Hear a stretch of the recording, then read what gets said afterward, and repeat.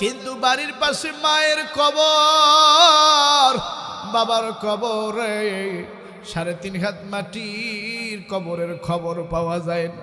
তার মানে বোঝা গেল এটা দুনিয়া থেকে একটা সম্পূর্ণ আলাদা একটা জগৎ। কথা বলেন বাজান ঠিক না? ওই অন্ধকার কবর, যেই কবরে বিছানাই লাইটিং নেই, কোনো কম্বলের ব্যবস্থা নেই, খাওয়া দাওয়ার ব্যবস্থা নাই। আসেন বন্ধুগণ, আল্লাহ সূরা বাকারার শুরুতে কি বলতে চাইলেন? আল্লাহ বলেন, নবীজি तमाम পৃথিবীর মানুষদেরকে জানিয়ে দেন, নবী গো,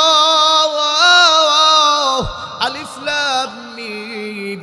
ও বন্ধু, এই 3টা হরফ, এই 3টা অক্ষরের অনুবাদ পৃথিবীর কোনো মাথা মোটা কোনো বিজ্ঞানী দার্শনিক চিন্তাবিদ বের করতে পারবে না।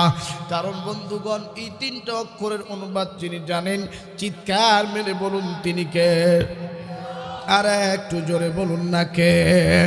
আল্লাহ বললেন, যালিকাল কিতাবু লা রাইবা ফীহি হুদাল লিল মুত্তাকিন। There is no doubt in the Holy Quran.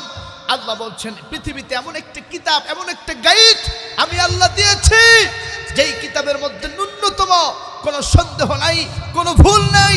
এই পৃথিবীর আমার বন্ধুগণ কবিরা কবিতা লিখেছে, যারা গল্প লিখেছে, যারা সাহিত্যিক লিখেছে, আমার বন্ধুগণ তাদের কিতাবের মধ্যে, লাইনের মধ্যে, শিরোনামের মধ্যে, টাইটেলের মধ্যে বিভিন্ন রং ভুল লেখা আছে।